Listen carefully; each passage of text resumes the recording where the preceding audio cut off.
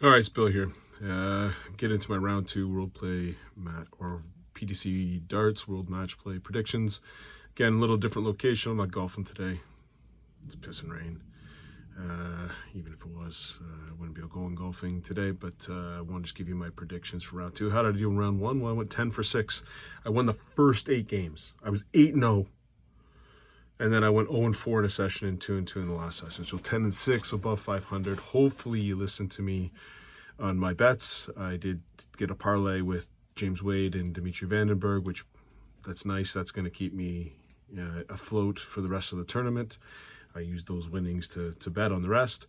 I also hit the Michael Van Gerwen, Luke Littler one, which was really nice yesterday. So I'm positive, and hopefully you didn't listen to me on Brendan Dolan and Peter Wright. But again, 2 for 3 on the big bets, and I won my big one, which is the parlay. And then I won a considerable amount with Michael Van Gerwen yesterday. Again, I cannot believe Michael Van Gerwen was the underdog in a round one match at the World Match Play. That just seemed wrong on so many levels, and I took advantage of it. So, and now I think he goes from being third ranked to now favorite to win the tournament. So, and the draw that he's got is a pretty open draw. I don't see him getting stopped until maybe semifinals, but he's got a pretty nice road ahead of him. My thoughts on the game: some good games, some bad games. The Cross Van Veen one was fantastic. Again, this is now you're thinking Cross might have a run because he survived 5-6 match starts against Van Veen. Was up 8-4, 1-6-7. There's been a lot of 1-6-7 takeouts yesterday. Ryan Searle, unbelievable. I'm gonna do a video on my top 10 darts players to watch and the top 10 that I hate to watch. I can tell you Ryan Searle is firmly in my top 10. I enjoy watching him play. And again, his next game is against Rob Cross. Now, typically Rob Cross has his number, but I liked what I saw to Searle yesterday. Heda's not a bad player, but man, those 142, 167 outs, those are just killers.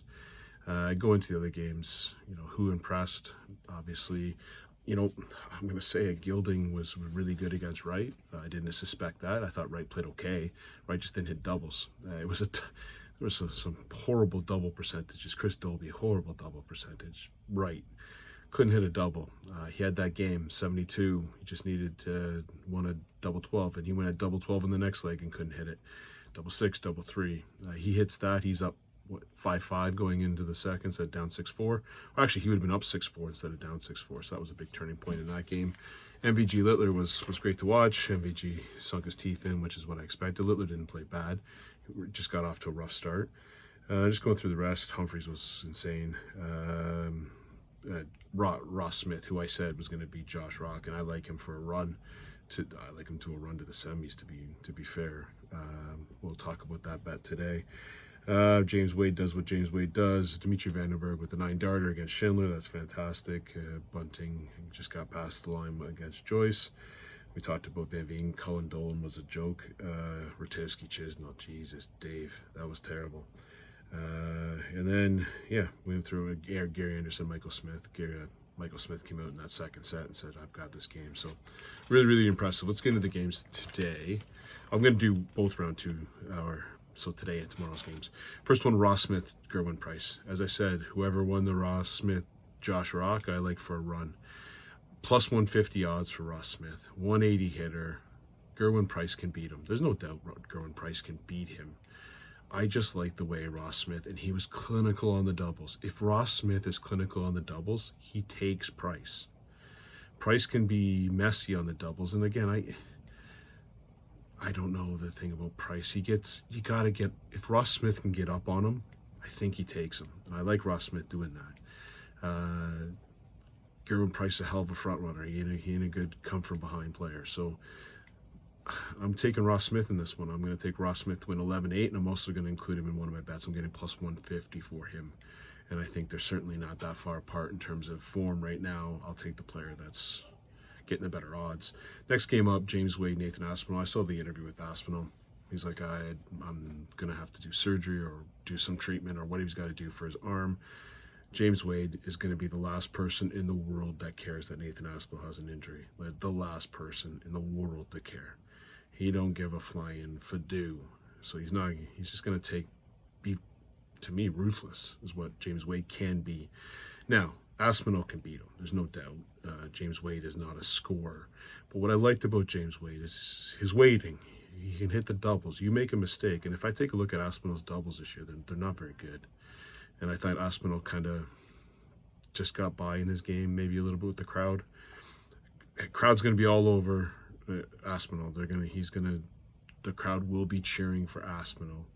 He's kind of got that injury story. He's that plucky injury guy, but I think he's coming up against a guy like Wade that, again, doesn't care and is going to do whatever he can to beat him. So I like James Wade to win this one 11-6.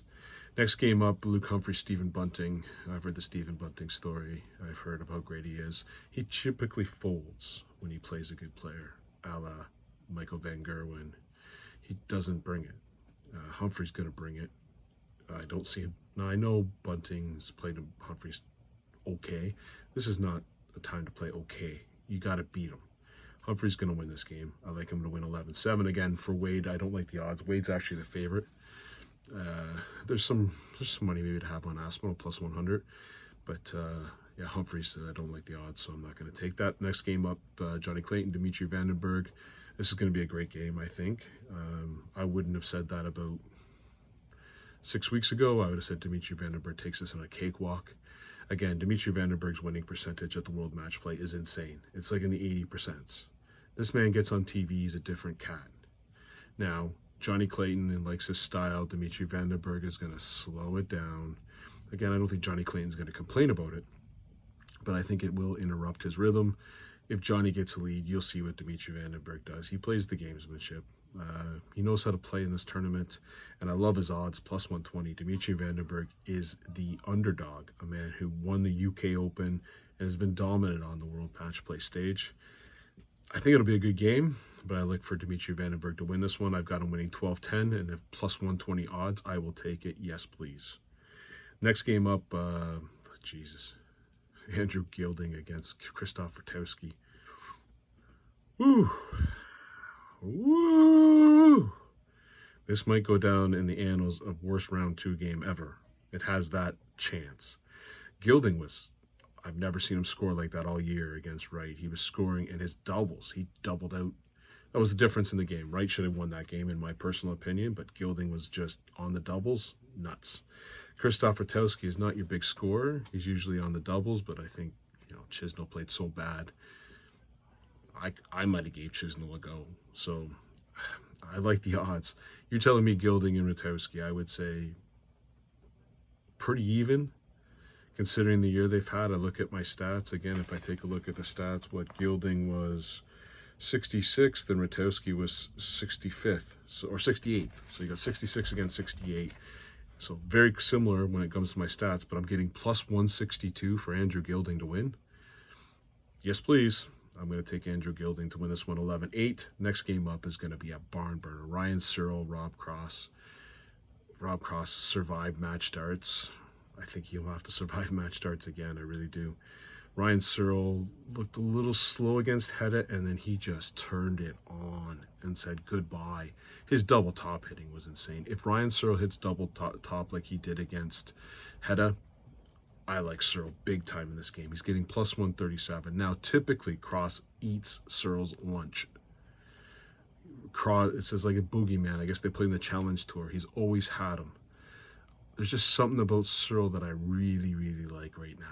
Again, I probably have a bit of a bias against Searle. I love watching him play.